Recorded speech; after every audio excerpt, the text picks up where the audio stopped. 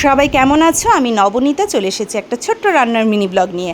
আর আজকে রান্না করছি হচ্ছে বোয়াল মাছ। এই বোয়াল মাছ রান্না করতে গেলে জানো তো আমার বিয়ের পরের কথা মনে পড়ে যায়। বিয়ের পর প্রথম যেদিন বোয়াল মাছ রান্না করেছিলাম, কড়াইতে মাছ দিয়ে আমি দৌড়ে ঘর দিয়ে পালিয়ে গিয়েছিলাম, এত তেল ছিটকা ছিল।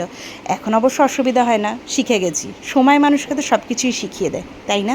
আসলে বিয়ের আগে না আমি একদম রান্নাবান্না জানতাম না, মা সেভাবে করতেই দেয়নি। সারাদিন নিজের কলেজ, ইউনিভার্সিটি, পড়াশোনা, টিউশন এসব নিয়ে থাকতাম। আর কি মেনু হয়েছে জানতে পারতাম দুপুরে খেতে বসে। তো সেই মানুষটার কাছে তো এইসব নতুনই ব্যাপার। আমার এখন একটা বেশ মজার কথা তোমাদের সাথে শেয়ার করি। বিয়ের পর তখন আমার হাতের মেহেন্দি ওঠেনি, তাহলে কতটা নতুন বুঝতে পারছো? আমি শখ করে টমেটো আমসত্ত্ব দিয়ে চাটনি করেছিলাম। সেই চাটনি খেয়ে শ্বশুরবাড়ির মহান ব্যক্তিবর্গের একজন আমাকে বলেছিলেন, চাটনিটা সবই ঠিক আছে, চাটনিতে নুন কম। আমি বেশ অবাক হয়েছিলাম, চাটনিতে আবার নুন কম? আসলে এরা এমনই নেগেটিভ মানুষ। তবে যাই হোক, এদের এই নেগেটিভ কমেন্ট কিন্তু তোমাকে অনেকটা ইন্সপায়ার করবে, আমি এটা বিশ্বাস করি। যাই হোক, এইসব বলা আমার কাজ না। আমি জানতে চাই তোমরা কি আরও অন্য কোনো পদ্ধতিতে মাছ রান্না করো? তাহলে অবশ্যই আমাকে সেটা শেয়ার করো, আমি ট্রাই করব। আসলে আমি তো আবার চাটনিতে নুন কম দিই, সেই জন্যই। যাই হোক, তোমরা সবাই সুস্থ থেকো, ভালো থেকো।